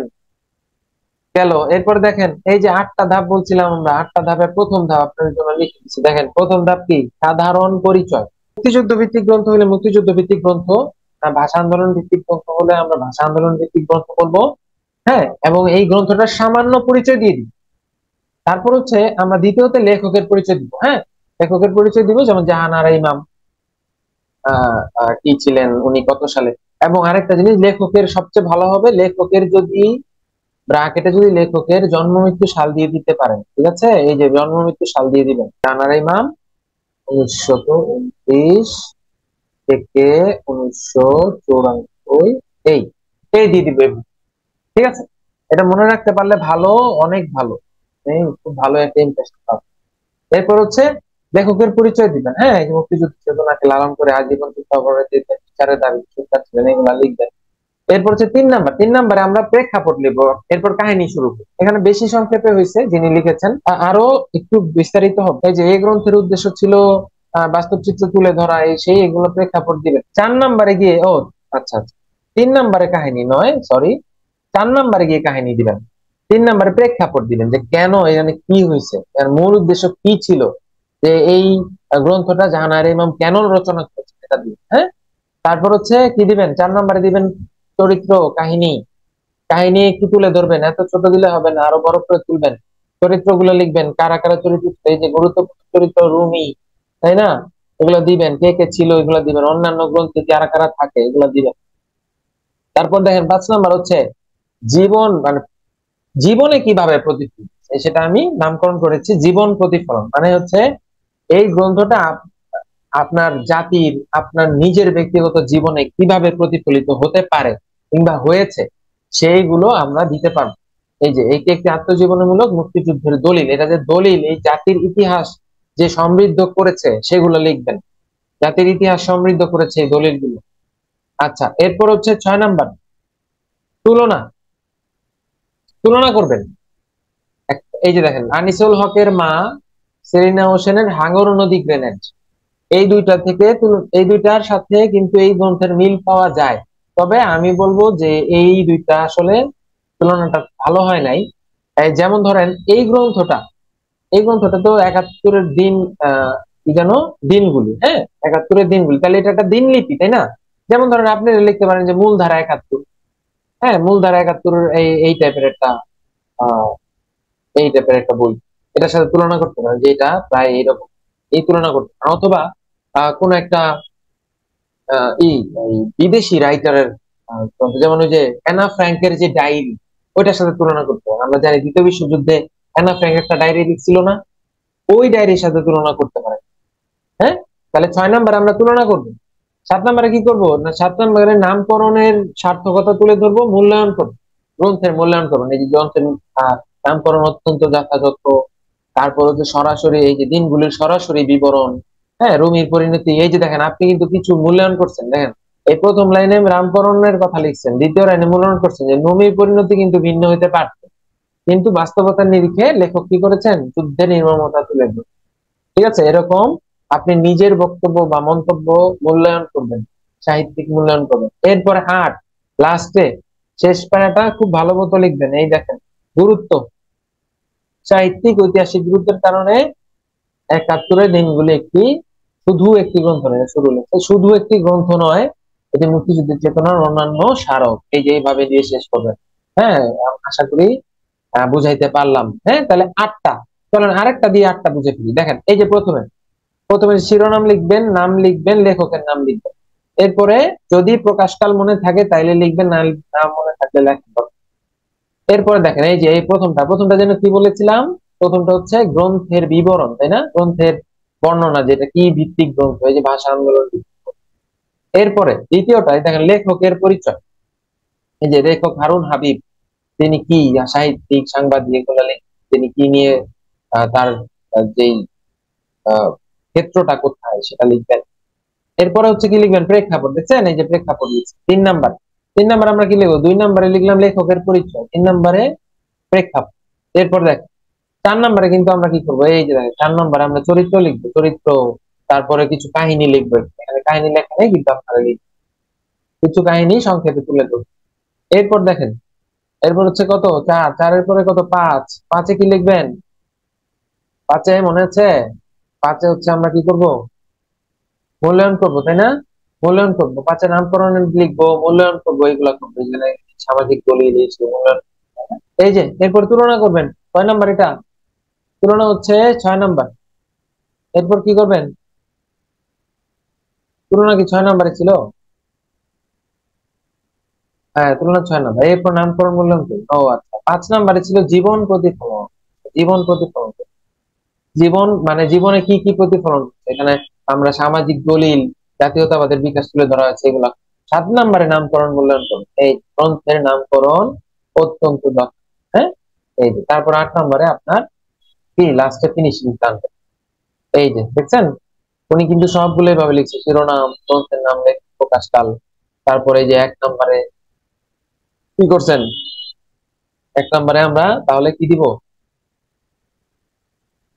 গ্রন্থের বর্ণনা দিব। তারপর হচ্ছে এই লেখকের বর্ণনা দিব। তারপর হচ্ছে আমরা প্রেক্ষাপট বর্ণনা করব। তারপর হচ্ছে এই চরিত্র কাহিনী দিব। তারপর হচ্ছে আমরা কি করব, এই যে ঐতিহাসিক উপন্যাস, এই জীবন প্রতিফলন। তারপরে তুলনা করব, এই যে গণদেবতা, পদ্মা নদীর কাছে, এগুলো তুলনা করবো। তারপর কি করছে, নামকরণ, এই যে নামকরণ মূল্যায়ন করব। তারপর আমরা লাস্টে ইতি টেনে, ঠিক আছে? খুবই সুন্দর। এটা প্রত্যেকটা এরকম এরকম ভাবে লিখলে আপনি খুবই ভালো একটা নাম্বার পাবেন। ঠিক আছে, নাম্বার ভালো পাবেন। হ্যাঁ, এবার চলেন এই যে গ্রন্থ সমালোচনা। গ্রন্থ সমালোচনা আমরা কি করবো, 15 মিনিটের বেশি নিব না। এই যে এতগুলো লিখলাম, এটা আমরা 15 মিনিটের বেশি লিখবো না। আর এখানে কয় পেজ লিখতে পারে, গ্রন্থ সমালোচনা 3 পেজ, 15 মিনিট মানে 3 পেজ। হ্যাঁ, প্রতি 5 মিনিটে 1 পেজ করে লিখবো, ঠিক আছে? হম, কোন উক্তি জানা থাকলে দেওয়া যাবে কি, উক্তি জানা থাকলে দেওয়া যাবে, অবশ্যই দেওয়া যাবে। হ্যাঁ, ভালো। উক্তি দেওয়া থাকলে দেওয়া যাবে বলতে অনেক ভালোভাবেই দেওয়া যাবে। আপনি যখন এই যে কাহিনী লিখতেছেন, এই যে এখানে এই যে চরিত্র কাহিনী লিখবেন, এখানে সুন্দর করে নীল কালি দিয়ে, নীল কালি দিয়ে কি লিখে দিবেন, উক্তি লিখে দিবেন। উক্তি মানে হচ্ছে বইয়ের লাইন আর কি, বইয়ের লাইন লিখে দিবেন। এই যে নীল কালি দিয়ে লিখবেন, আমরা এখানে দেখতে পাই, এই সেই, এখানে লিখে দিবেন, এই উক্তি লিখে দিবেন। খুব ভালো লাগবে। তাহলে কি স্যার বুঝতে পারবে, যিনি পরীক্ষক তিনি বুঝতে পারবেন যে আপনি এই গ্রন্থটা পড়েছেন। ঠিক আছে, অবশ্যই কি লেখা যায় এই প্রশ্ন, পূর্ণ প্রশ্ন। রচনা প্রবন্ধ। এবার চলেন রচনা প্রবন্ধ দিকে। রচনা প্রবন্ধ, হ্যাঁ, আমি রচনাকে 2 ভাগে ভাগ করি, একটা হচ্ছে মনময় আর একটা তন্ময়। হ্যাঁ, মনময় রচনা গুলো কি, মনময় রচনা হচ্ছে আপনি একদম হারায় যাবেন। হ্যাঁ, হারায় যাবেন বলতে কি, একদম ভাবের সাগরে, মানে আপনি চিন্তায় পড়ে যাবেন আর কি, যে মানে আবেগ আপ্লুত হয়ে যাবে। মনে হবে অনেক কিছু, হ্যাঁ, মনে হবে যে আমার আহ আহ, কি ছোটবেলা, তারপর হচ্ছে শৈশবের স্মৃতি, এগুলা কিন্তু আহ মনে পড়লেই মনে হয় যে না, অনেক ভালো লাগতেছে, নস্টালজিয়া হয়ে, নস্টালজিক হয়ে যায়। তো এই জিনিসটা, আহ, আহ, এই জিনিসগুলো যে আহ, রচনা, সেগুলো হচ্ছে মনময়। এই যে দেখ, এইগুলো কিন্তু সবই বিসিএস এ আসছে আমাদের, কত বিসিএস এ আসছে। এই যে শৈশব স্মৃতি, আমার ছেলেবেলা, আত্মশক্তি, মরিতে চাহি না আমি সুন্দরী মেয়ে। ঠিক আছে, এগুলো মনে হয় কি, এগুলো মনে হয় লিখে ফাটায় ফেলতে হবে। কেমনে ফাটাতে হবে, আপনি কি রবীন্দ্রনাথ, বা আপনি কি লেখক? আপনি লেখক হইলে ঠিক আছে, আপনি লেখক হইলে এগুলা লিখবেন। হ্যাঁ, আমার কথা হচ্ছে মন্ময় যে প্রবন্ধ গুলো আছে, যেগুলো আপনাকে ভাবের দেশে নিয়ে যাবে, সেই ভাবের দেশে নিয়ে সামঞ্জস্য করার দরকার। হ্যাঁ, এগুলো যথাসম্ভব অ্যাভয়েড করবে। অনেকে বলবে যে কি, যে না, যেগুলো আনকমন এগুলা লেখো, যে মরিতে চাহি না আমি সুন্দরী জীবন, এগুলা লেখ। কিন্তু না না, এগুলা লেখা যাবে না। কি করবেন, এগুলা লিখলে আপনি হয়তো লিখতে পারবেন অনেক, কিন্তু ওই যে সাহিত্যিক মূল্য বেশি। আপনার তো বলছি যে সাহিত্যিক মূল্য কিন্তু বাস্তবতার আলোকে খুবই কম দেখা হয়। হ্যাঁ, এটাই বাস্তব। এটা কি করবেন আপনি? তন্ময় প্রবন্ধ গুলো লেখেন। এই যে দেখেন তন্ময় গুলো কি, তন্ময় গুলো হচ্ছে আপনি কি করতে পারবেন না, তন্ময় গুলো হচ্ছে ডাটা দিতে পারবেন, চার্ট দিতে পারবেন, গ্রাফ দিতে পারবেন। হ্যাঁ, ইংলিশে সরি, গ্রাফ দিতে পারবেন, হ্যাঁ, ডেটা দিতে পারবেন, চার্ট দিতে পারবেন, মানচিত্র দিতে পারবেন। ঠিক আছে, এই দেখেন মানচিত্র দিতে পারবেন। অনেকে মনে করে যে প্রবন্ধে মনে হয় রচনার মধ্যে মানচিত্র দেওয়া যায় না, না না না, সিলেবাসে খুব সুন্দর করেই লেখা আছে। হ্যাঁ, আমরা কি করব, আমরা আবের যে প্রকাশ এই প্রকাশ করব। দেখেন, এই যে শ্রমের মর্যাদা, পরিবেশ দূষণ, খাদ্যের ভেজাল, দ্রব্যমূল্য প্রতিকার, এগুলা সবগুলোতে আপনি খুব সুন্দর ডাটা, চার্ট, গ্রাফ দিয়ে লিখতে পারবেন, তাই না? এইগুলা লিখবেন সবার প্রথমে। আমরা সাজেশন হচ্ছে আপনারা এই তন্ময় উপন্যাস গুলো লিখবেন। ঠিক আছে, আচ্ছা এবার চলেন কিছু কি কি লিখবো আমরা। হ্যাঁ, এই দেখেন, এই প্রথমে বলছি ধারাবাহিকতা লক্ষ্য রাখবেন, সহজ সরল প্রাঞ্জল হবেন। তবে সহজ সরল প্রাঞ্জল হওয়ার পরেও আপনারা কিন্তু রিচ ওয়ার্ড ইউজ করবেন, মানে একদম 9-10 এর মতো করে রচনা লিখবেন। হ্যাঁ, অনেকে 9-10 এর শব্দগুলো দিয়েই রচনা লিখে ফেলেন, তখন দেখা গেছে যে এটা সুন্দর হয় না। তো যাই হোক, এখন দেখেন এই যে 3 নাম্বার, 3 নাম্বারটা খুব ইম্পর্টেন্ট। হ্যাঁ, 3 নাম্বারটা হচ্ছে ইম্পর্টেন্ট। কি বলছি, ভূমিকা উপসংহার কথাটি উল্লেখ করার প্রয়োজন হয় না, শুধু প্যারা দিয়ে লিখলেই হবে। বুঝছেন কথা? এটা কি বলছি দেখেন, এই যে এই যে লিখছেন রচনা, প্রথমে নাম লিখবেন রচনা, এরপর কি ভূমিকা লিখবেন? হ্যাঁ, ভূমিকা লিখবেন, কিন্তু ভূমিকা কথাটা লিখবেন, ভূমিকা কথাটা লিখবেন না, ভূমিকা লেখা শুরু করবেন। হ্যাঁ, ভূমিকা লিখে দিবেন। ভূমিকা লিখ ধরেন একটু ফাঁকা রেখে ভূমিকা লিখতে পারেন, তারপরে যেভাবে প্যারা করে ভূমিকা লিখ। ঠিক আছে, এই ভূমিকা লিখছে, কিন্তু ভূমিকার নামটা লেখা যাবে। হ্যাঁ, তারপর হচ্ছে দেখেন, ভূমিকা নাম লিখলেন না, মানে ভূমিকা এই কথাটা লেখা যাবে, উপসংহার এই কথাটাও লেখা যাবে। তাইলে লাস্টে আমরা কি করবো, উপসংহার না লিখে উপসংহার লিখে দিই। কিন্তু মজার ব্যাপার হচ্ছে মাঝখানে যে পয়েন্ট গুলো আছে ওইটার হেডিং দিতে হবে, মাঝখানে যে পয়েন্ট গুলো আছে সেটার হেডিং দিতে হবে। হ্যাঁ, এই জিনিসটা যেন ভুল না হয়। এই যে এখানে মাঝখানে যে পয়েন্ট গুলো আছে, এটা আমি অন্য কালে গিয়ে দেখ, এই দেখেন যে মাঝখানে যে পয়েন্ট গুলো আছে, এটা কিন্তু কি করবেন, এই যে এখানে এই যে হেডিং দিবেন, শ্রমের মর্যাদার গুরুত্ব, তারপরে এখানে মানব জীবনে আহ শ্রমের মর্যাদা। হ্যাঁ, এগুলো লিখবেন, এই যে এইখানে পয়েন্ট দিবেন, হেডিং দিবেন, আর হচ্ছে লিখবেন, হেডিং দিবেন আর লিখবেন। ঠিক আছে, কথাটা যেন মনে থাকে, এইভাবে করবেন। এই যে হেডিং দিবেন, হেডিং দিবেন, হেডিং দিবেন, লিখবেন, কিন্তু ভূমিকার উপসংহারে হেডিং না দিয়ে লিখবেন। বোঝা গেল? ভূমিকা উপসংহারে হেডিং না দিয়ে লিখবেন। ঠিক আছে, 4 নাম্বারে ওই যে কথাটা বলছি, ম্যাথ, সংক্ষিপ্ত এগুলা দিবেন, তবে জোর করে দিবেন না, জোর করে দেওয়া যাবে না ভাই। জোর করে বলতে কি, ধরেন আমাদের আসলো কি, আমাদের আসলে দ্রব্যমূল্য বৃদ্ধি, বাংলাদেশে দ্রব্যমূল্য বৃদ্ধির কথা লিখতেছেন, এখন কি বাংলাদেশের ম্যাপ দিবেন এখানে? বাংলাদেশে দ্রব্যমূল্য বৃদ্ধির কথা লিখতেছেন, অথবা কি কোন একটা ধরেন লিখতেছেন যে এই ফিলিস্তিন সংকট নিয়ে লিখতেছেন, এখন কি ফিলিস্তিনের মানচিত্র দিয়ে দিবেন? না, এখানে কি করবেন, ফিলিস্তিনের মানচিত্র দেওয়া যায় ফিলিস্তিন সংকট আসলে, কিন্তু দ্রব্যমূল্য বৃদ্ধির জন্য, কিন্তু এই যে দ্রব্যমূল্য বৃদ্ধি, খাদ্যের ভেজাল, এগুলা কি বাংলাদেশের মানচিত্র দেওয়া যাবে? যাবে। এগুলো যদি দেয় তাহলে বোঝা যাবে যে জোর করে দিচ্ছে। কিন্তু যেমন ফিলিস্তিন সংকট, এখানে আপনি মানচিত্র দিতে পারবেন, কারণ এটা একটা ভৌগোলিক সংকট, ভৌগোলিক যে পড়াশোনা এগুলোতে আমরা, ঠিক আছে। আচ্ছা, এবার কিছু আমি শেষ করি, তারপর প্রশ্নগুলো নিচ্ছি। হ্যাঁ, সাম্প্রতিক তথ্য দিবেন যতটুকু সম্ভব, সাম্প্রতিক তথ্য ভাই এগুলা আমাদের ক্ষেত্রে মিস হয়।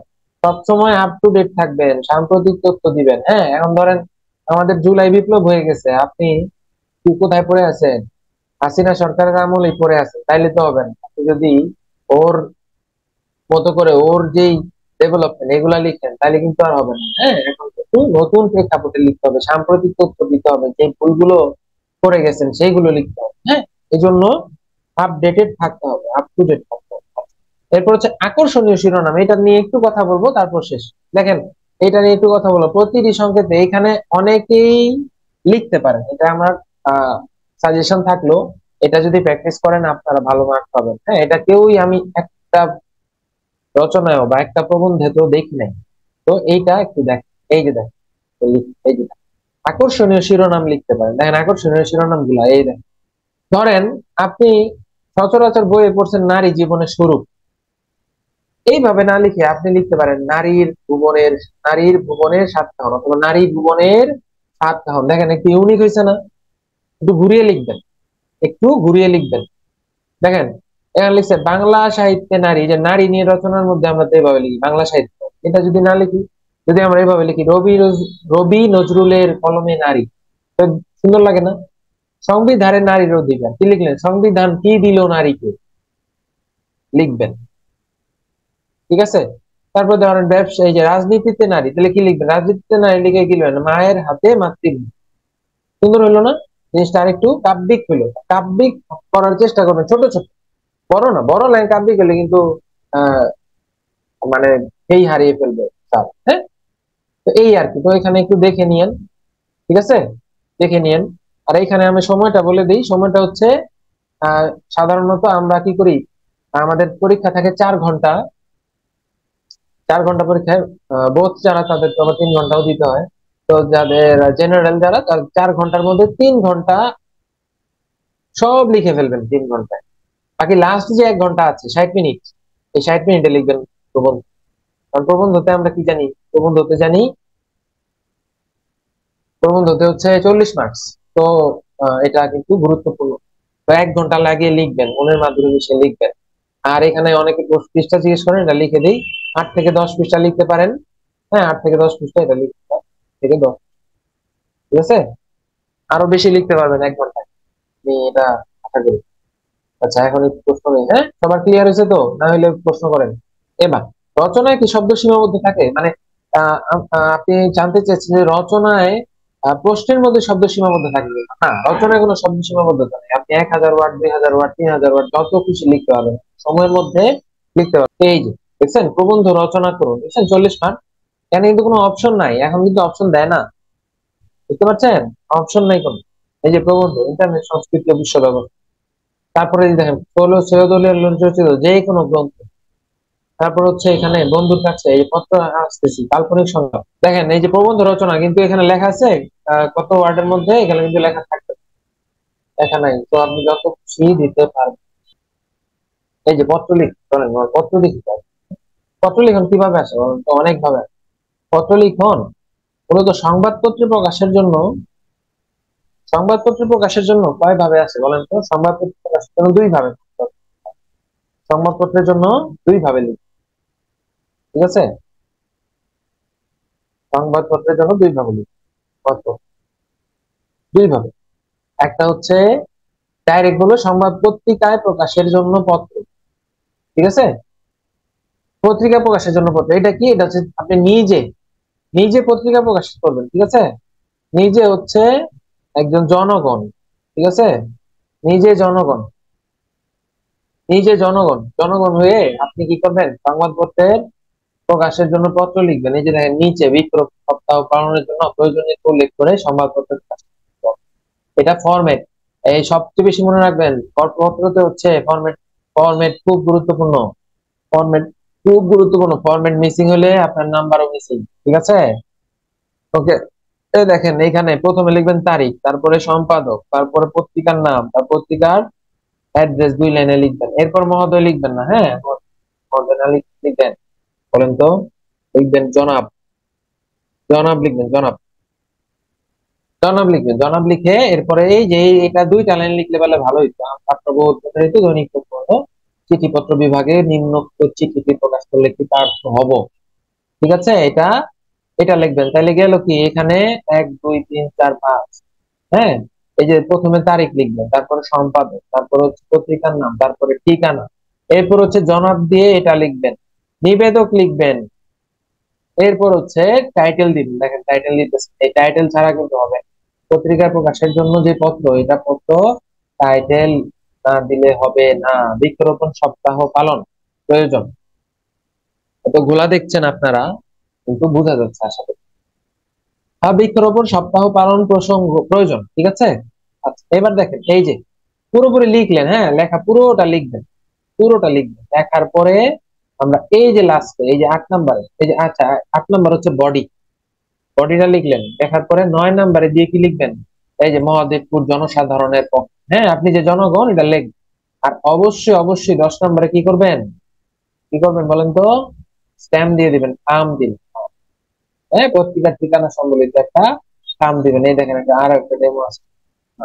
এই আমি বলে দিলাম যে এখানে কি দিবেন, খাম দিবেন, ঠিক আছে, তো যেন আপনারা না ভুলেন। এই যে দেখেন তাহলে 10টা, হ্যাঁ এটা মনে রাখবেন 10টা প্রথমে এগুলো, তারপর হচ্ছে এই যে 6 7 8 9 10 দেখেন। এরপরে দেখেন, এরপর হচ্ছে পত্রিকা প্রকাশের জন্য কি লিখুন বলেন তো, প্রতিবেদন। এই যে বলছিলাম না পত্রিকা প্রকাশের জন্য দুইটা একটা হচ্ছে পত্র, আর একটা হচ্ছে প্রতিবেদন, ঠিক আছে। এই দেখেন প্রতিবেদন, এই প্রতিবেদন কি বলে, হ্যাঁ প্রতিবেদন হচ্ছে কি জানেন, প্রতিবেদন হচ্ছে নিজে আপনি রিপোর্টার, নিজে কি পত্রিকার রিপোর্ট বা সাংবাদিক বা রিপোর্টার আর কি, হ্যাঁ এই পত্রিকায় ধরেন লিখেন, এই প্রতিবেদন লিখেন। এই দেখেন লিখছে নিত্য প্রয়োজনীয় দ্রব্য মূল্য বৃদ্ধি সম্পর্কে পত্রিকা প্রকাশের প্রতিবেদন। তাহলে আপনি কি করবেন, ফরম্যাট, অবশ্যই ফরম্যাট। এই দেখেন 1 2 3 4 দিয়ে লেখা আছে, 1 2 একে কি লিখবেন, প্রতিবেদনের প্রকৃতি, তারপর প্রতিবেদনের শিরোনাম। 3 কি লিখবেন, সরেজমিন তদন্তের স্থান, স্থান কি, এই যে বাজার পরিদর্শন। এরপর 4 নম্বরে প্রতিবেদন তৈরির সময় লিখবেন কত, 10টা থেকে 11টা, এইভাবে লিখবেন। এই যে 10টা থেকে, আচ্ছা সকাল সকাল লিখবেন, সকাল সকাল, লিখবেন সকাল, সকাল সকাল 10টা থেকে সকাল 11টা। আপনি মানে 1 ঘন্টা ধরেন কি করছেন, 1 ঘন্টা আপনি বাজারে ঘুরছেন, অথবা 2 ঘন্টা ঘুরছেন, এই ধরেন 12টা পর্যন্ত আপনি ঘুরছেন, এটা লেখ। তারপর তারিখ দিবেন, হ্যাঁ তারিখ ধরেন আজকে তারিখ দিলেন এই 25/3/2000, হ্যাঁ এই দিলেন, তারিখ দিলেন। এরপর হচ্ছে সংযুক্তি দিবেন, সংযুক্তি কি, এই যে কি কি আপনি কি কি আহ পণ্য, আপনি পণ্যের উপর প্রতিবেদনটা তৈরি করেছেন সেই আহ সেই কপি ছবি দিবেন। এই দেন ক খ বাজারের মজুদ মালের চিত্র, হ্যাঁ এই এই সব ওয়ার্ড দিয়েন না ভাই, হ্যাঁ মজুদ পণ্যের চিত্র দিবেন, হ্যাঁ পণ্যের চিত্র দিবেন, ঠিক আছে। আচ্ছা, এরপর হচ্ছে শিরোনাম, দেখেন 7 নম্বর হচ্ছে শিরোনাম, এখানেও কিন্তু শিরোনাম দেওয়া লাগবে। এরপর হচ্ছে বিস্তারিত, আপনি কি করবেন, আপনি বিস্তারিত লিখবেন। এই প্রয়োজনীয়, তো এখানে কিছু ছোট ছোট সাব টপিক দিবেন, নিত্য মূল্য, নিত্য প্রয়োজনীয় দ্রব্যের ঊর্ধ্বগতি, বাজারে বর্তমান পরিস্থিতি, এগুলা লিখবেন। তারপরে যে টিসিবির মতামত দিবেন, তারপর হচ্ছে এই যে নানা চিত্র দিবেন। এই যে সাব টপিকের ভিতরে আরো সাব টপিক, তারপরে আরো সাব টপিক। আচ্ছা এরপরে লাস্টে অনেক লেখার পরে আপনি কি করবেন, এই যে লাস্টে এই জায়গাটা কয় নম্বর ছিল, এটা এটা ছিল হলো 9, কত 7, 7 হলো 7। এরপর হচ্ছে 7 হচ্ছে শিরোনাম, হ্যাঁ ঠিক আছে, 7 হচ্ছে শিরোনাম, 8 হচ্ছে ধরেন বডি। তারপর হলো 9 নম্বর, 9 নম্বর কি, 9 নম্বর হচ্ছে আপনার এই যে দেখেন, আশা করি সরকার ও সংশ্লিষ্ট ব্যক্তিবর্গ এসব সুবিধার পণ্যের দাম স্থিতিশীল রাখার জন্য প্রয়োজনীয় ব্যবস্থা করছে। এটা হচ্ছে 9। আর পরেরটা হচ্ছে 10, এই দেখেন বিনীত প্রতিবেদক, এই যে ক, এই ক খ লেখা যাবে না ভাই, এই জিনিস লিখবেন না কখন। হ্যাঁ আপনার নাম কি খ, আপনার নাম কি ক, এগুলো লেখা যাবে না, এগুলো বইয়ে লিখে, হ্যাঁ এখানে বইয়ের কি পৃষ্ঠা দিছি তো এই জন্য আপনার নাম লিখবেন, প্রতিবেদকে আপনার নাম লিখবেন, আপনি কখনো ক খ দিবেন না। হ্যাঁ এই এই জিনিস করা যাবে, ঠিক আছে। আচ্ছা ঠিক আছে, এরপর দেখেন এরপরে সবাই কি করে, এবার এবার রিটার্নে পাঠাই দিচ্ছে, এবার কি করছে 45তম বিসিএসে ব্যক্তিগত পত্রই দিয়ে দিছে, একটাই দিছে, সংবাদপত্র প্রকাশের জন্য কোনো পত্র দেয় নাই, কি দিছে শুধু ব্যক্তিগত পত্র। এবার ব্যক্তিগত, আগে কি করতো, আগে হচ্ছে আপনার দুইটা দিয়ে দিত, একটা ব্যক্তিগত পত্র দিত, আর একটা সংবাদপত্রে প্রকাশের জন্য পত্র দিত। তো এই কি করতো অনেকে, ঝামেলা এড়ানোর জন্য শুধু ব্যক্তিগত পত্র লিখত। ব্যক্তিগত পত্র তো সহজ, অনেক রসায় রসায় লেখা যায়, এই জন্য ব্যক্তিগত পত্র দেওয়াটা প্রিফার করতাম। কিন্তু আহ নাম্বার বেশি কিন্তু ফরম্যাট, ওই যে সংবাদপত্রের প্রতি, হ্যাঁ। আচ্ছা দেখেন, এবার দেখেন ব্যক্তিগত পত্রের মধ্যে আমাদের এই ফরম্যাট ভুল হইলে পুরাই ভুল। এই দেখেন এই যে 1 নম্বরে কি দিবেন, সবগুলো, আচ্ছা দুইটা ফরম্যাট আছে ব্যক্তিগত পত্র, হ্যাঁ আমি একটু দেখ, এই 1 2 হচ্ছে তারিখ দিবেন, সম্ভাষণ, প্রিয় জামিনী, প্রিয় কামিনী, এগুলো দিবেন। এরপরে মূল পত্রাংশ লিখবেন, এরপরে নাম স্বাক্ষর দিবেন, নিচে, হ্যাঁ, ইতি, পরিবৃত, প্রীতিলতা, প্রিয়লতা, শিববাসিনী, এগুলো দিবেন। এরপর হচ্ছে কি, এরপর দিবেন নাম ও ঠিকানা, বক্স করবেন, প্রাপকের নাম ঠিকানা দিবেন। হ্যাঁ, এই বক্সে আমরা 6 নম্বরই দিই, 6 নম্বর হচ্ছে বক্স। ঠিক আছে, এই দেখেন এইভাবে লেখা যায়। এটা হলো ব্রিটিশরা দিয়ে গেছিল না আমেরিকানরা, এখন মানে এটাই চলতেছে। হ্যাঁ, আর এইখানে এই যে আরেকটা আছে, আরেকটা ফর্মেট। এই ফরম্যাটটা হচ্ছে এই দেখেন, এইখান থেকে লিখে আবার কি এই যে বাম পাশে কোনায় লেখে কি এই যে তারিখ, এইগুলো আমরা ছোটবেলায় লিখি। এই যে বাম পাশে কোনায় তারিখ, এগুলো এখন চলেন। তারপরেও দেখেন এই যে এখানে ডান পাশে হচ্ছে মঙ্গল সূচক শব্দ, ডান বাম সরি বাম পাশে মঙ্গল সূচক, ডান পাশে হচ্ছে তারিখ। এরপর হচ্ছে আবার বাম পাশে চলে আসবেন প্রিয় আরিফ, আবার একটু গ্যাপ দিয়ে আবার এটা দিবেন, ভালোবাসা, স্নেহময়, মমতা, এগুলা নিয়েও। এরপর আবার ডান পাশে গিয়ে আমাদের বিদায় সম্ভাষণ, তারপরে 6 নম্বরে কি জানেন? হ্যাঁ, পত্রিকার কয়টা অংশ জানেন? 6টা অংশ, এই যে 6টা, এই 6, হ্যাঁ, এটা আগে মিস করা যাবে। এই 6টি অংশ, 6টি অংশের কি 6টি লিখতে হবে, সবগুলো লিখতে হবে, 6টি অংশের সবগুলো একটা বাদ গেলে শেষ। সবগুলো যেই ফরম্যাটে লেখেন, এই সবগুলো লিখতে হবে। এই দেখেন যে ফরম্যাটে লেখেন, এইটাতে লেখেন আর এটাতে লেখেন, যে ফরম্যাটেই লেখেন, ফরম্যাট কিন্তু 6টা কিন্তু লিখতে হবে, 6টাই লিখতে হবে। হ্যাঁ, 6টা না লিখতে নাম্বার, ঠিক আছে। আচ্ছা, এবার আসেন আরেকটা জিনিস, সেটা হলো এই দেখেন বিদেশে প্রেরিত চিঠি। ধরেন আপনি বললো এই আহ, যে বিদেশে আপনার একটা বন্ধু আছে, তার কাছে লেখ, হ্যাঁ, ওই যে পেন ফ্রেন্ড করছিলাম, এরকম বিদেশে যে বন্ধু আছে বা আপনার বন্ধু আছে ধরেন বাইরে, ওর চিঠি লেখ। তাহলে কি করবেন? ধরেন আপনি ফ্রান্সে চিঠি লিখছেন, তাহলে ফ্রান্সে চিঠি লিখলে কি হবে? নিউ ইয়র্কে চিঠি লিখবেন। নিউ ইয়র্কে কি বাংলা লিখলে হবে? খামটা এই 6 নম্বরে যে আমরা খাম লিখি, এটা কি বাংলায় লিখলে হবে? হবে না। হ্যাঁ, পেজ আর বলে দিবে। 6 কি করবেন, এই যে সিস্টেম দিবেন অবশ্যই ইংলিশে সব। এই যে Siraj Khan, modern square, New York, New York বানানো নেই যদিও, হ্যাঁ, নিউ ইয়র্ক ইউএসএ, এই আর। ঠিক আছে, এইভাবে দিবেন। এই দেখেন একটা আমি আপনার একটা উদাহরণ দিয়েছি, দেখেন এই যে 44-এ আসছে কি, দেখেন 44 বিশেষ কি আসছে, বাংলাদেশের ছাত্র রাজনীতির গৌরব উজ্জ্বল ইতিহাস ব্যাখ্যা করে প্রবাসী বন্ধুকে কি করেন, পত্র লিখেন। প্রবাসী বন্ধু, হ্যাঁ, প্রবাসী বন্ধু। আবার অনেকে কি করে, চালাক, চালাক কি করে, প্রবাসী বন্ধু তো ভাই ইন্ডিয়াও তো একটা প্রবাস, ভারত তো একটা প্রবাস, কলকাতার চিঠি লেগে, হ্যাঁ, তো কলকাতায় তো আরো ইংলিশে চিঠি দেওয়া লাগে না। কলকাতায় কি ইংলিশে দেওয়া লাগে? লাগে না। আমরা কি করব তখন, বাংলায় দিতে পারবো, হ্যাঁ। আর অবশ্যই বাই এয়ারমেল এটা লিখে দিতেই হবে, এটা লিখে দিতেই হবে, এটা না লিখলে নাম্বার কমে যাবে। হ্যাঁ, এই যে দেখেন, হ্যাঁ, পুরোটা লিখে তারপর বাই এয়ারমেল, ঠিক আছে। তাহলে এবার চলেন আমরা এরপরটা দেখি। এই যে আমন্ত্রণ পত্র, এটা কখনো আসেনি, কিন্তু আসলে এই এই ফরম্যাটটা দেখে নেবেন আপনারা পরবর্তীতে। এখানে কয়টা, 1 2 3 লিখতে, আমন্ত্রণ পত্র না নিমন্ত্রণ করতেছেন বা আমন্ত্রণ দিতেছেন, আমন্ত্রণ বা নিমন্ত্রণ করতেছেন, এইভাবে এই ফর্মে লেখেন। হ্যাঁ, দেখলে আশা করি যে অনুষ্ঠান সূচি তারিখ দেখতে হবে, দেখবেন 8টা, তারপর হচ্ছে এই বডি, না অনুষ্ঠান সূচি তো 9 নম্বর, এইখানে 9। ঠিক আছে, আমন্ত্রণ পত্র ফর্মেট হচ্ছে 9। ঠিক আছে, গেল, আশা করি বুঝতে পারছেন। আচ্ছা, এবার চলেন কি বলবো? আচ্ছা, এখানে দেখেন, এরপর দেখেন,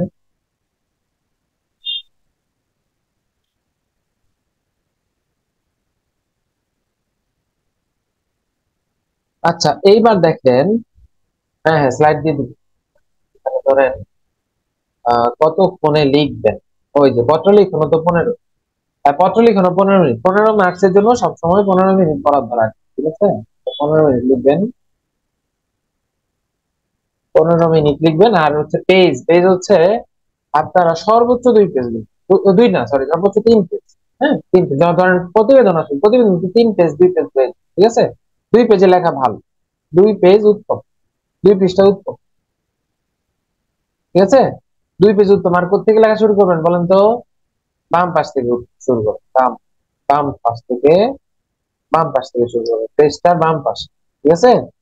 পৃষ্ঠার বাম দিক থেকে শুরু করবেন, বাম দিক থেকে শুরু করবেন, হ্যাঁ, পৃষ্ঠার বাম দিক থেকে শুরু করবেন।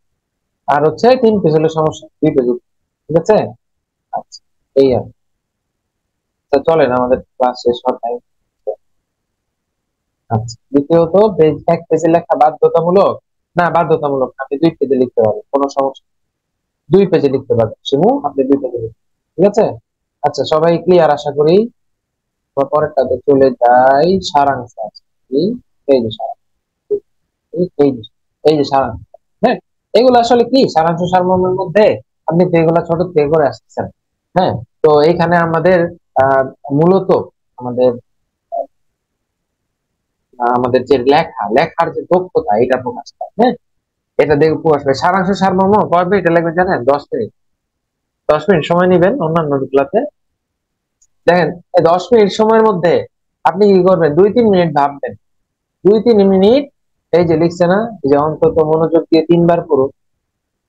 তা এখানে দাগ গুলা কেন আসতেছে, এই যে সাকরাইল দাগ কেন আসতেছে, এখানে দেখেন, এইখানে 3 বার বলবেন, কত 2 থেকে 3 মিনিট নিবেন আগে, ঠিক আছে? লাগলে কি করবেন, এই পৃষ্ঠার এই ধরেন সারাংশ লিখবেন। হ্যাঁ, ধরেন সারাংশ, সারাংশ তো সারাংশ লিখবেন, ঠিক আছে? সারাংশ লিখবেন, আচ্ছা, সারাংশ এত নং প্রশ্নের উত্তর লিখবেন। লেখার পরে এই যে এইখানে সারাংশ তো এতটুকু তো হয়ে যাবে এই এতটুকু তো হয়ে যাবে। আপনি কি করবেন, এইখানে পেন্সিল দিয়ে লিখে নিবেন আগে কষ্ট 2টা অথবা 3টা লাইন, ঠিক আছে? এই দেখেন সারাংশ সারাংশ 3টা লাইনে লিখবেন। প্রথম বাক্যে মূল কথা লিখবেন, আর বাকি 2টাতে বা বাকি একটাতে বাকিটা লিখবেন, ঠিক আছে? বাকি 2টা লিখবেন, 2 লাইন। প্রথম লাইনে মূল কথা একদম পুরো ফ্রেশ ক্লিয়ার করে দিবেন। হ্যাঁ, কি কি করবেন না, দেখেন, অলংকার মণ্ডিত ভাষা এই পৃথিবীতে আজ অদ্ভুত আধার এসেছে, এইগুলা বলা যাবে না, উপমা দেওয়া যাবে না। তারপর কি, 3টা বাক্যে একভাবে শেষ করবেন না, যে আমরা কি করতে পারি, আমরা আহ সুন্দর একটা সমাজ করতে পারি, আমরা এটা করতে পারি, আমরা এটা করতে পারি। 3টা বাক্য যদি পারি পারি দিয়ে হয় তাহলে তো হলো না, তাই না? তারপর হচ্ছে 2টা বেশি বিশেষণ ব্যবহার করবেন না, ভুল বানান লিখবেন না, মারাত্মক এই জিনিস। হ্যাঁ, তারপর 2টা উদাহরণ দিয়ে দিছি। উদাহরণ কি, এই যে দেখেন, 8টি প্রধান ফলের অংশ, এটা 45তম বিশেষ শেষ ছিল। দেখেন, এই মাত্র 3টা লাইন, এই যে একটা লাইনের প্রথম লাইনে পুরো ক্লিয়ার, মূল ভাব শেষ। দ্বিতীয় লাইনে একটু ব্যাখ্যা দেওয়া হয়েছে, তৃতীয় লাইনে। হ্যাঁ, আমি একটু টেকনিক শিখাই দিই আপনাদের। আপনাদের সারাংশতে কি করবেন, সারাংশতে আপনার এই যে এইখানে, এখানে প্রথমেই আপনি এই যে যেগুলা ই করছেন, এই যে অনেকেই বলেন, হ্যাঁ, যেগুলো অলংকার, এগুলাকে কেটে দিবেন, পেন্সিল দিয়ে কাটবেন। হ্যাঁ, এই তারপরে উপমা দিয়েছেন, এগুলা কাটবেন, ঠিক আছে?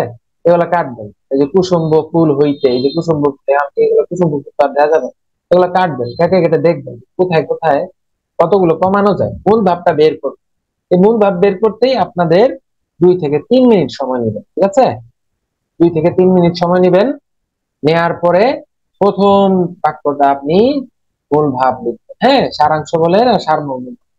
এই বাংলা রিটেন কোশ্চেন এবার দেখেন কি আছে, ওই এর আগের বার এই যে সারাংশ, শুধু সারাংশ, ঠিক আছে? অনেকে চিন্তা করেন যে না, শুধু সারমর্ম লিখে বেশি নাম্বার পাবো, তা হবে না। হ্যাঁ, অনেক সময় দেখা গেছে এইবার কি আসলো, এবার আসলো সারমর্ম, এইভাবে চলে আসতে পারে, ঠিক আছে? এইগুলা খেয়াল রাখবেন।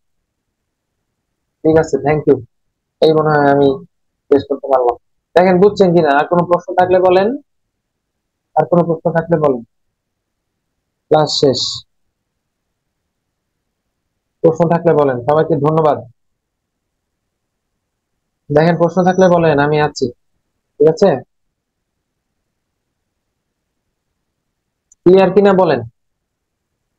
আচ্ছা যাক, 20 জনের মতো টিকে আছে, শেষ করলাম। আচ্ছা দিয়ে দিবে। হ্যাঁ, থ্যাংক ইউ, ক্লিয়ার। হ্যাঁ, সাদিয়া তাসলিম, থ্যাংক ইউ। ঠিক আছে, আমি আপনাদের জন্য দোয়া করি, আপনারা ভালো পরীক্ষা দেন। হয়তো ঈদের আগে আপনাদের পরীক্ষা হবে আমাদের P2A তে, অথবা ঈদের পরে হইতে পারে। যখনই হোক আপনারা যেন এই লিখিতর দিকে এইগুলা খেয়াল রাখবেন। হ্যাঁ, লিখিত এইগুলো খেয়াল রাখবেন।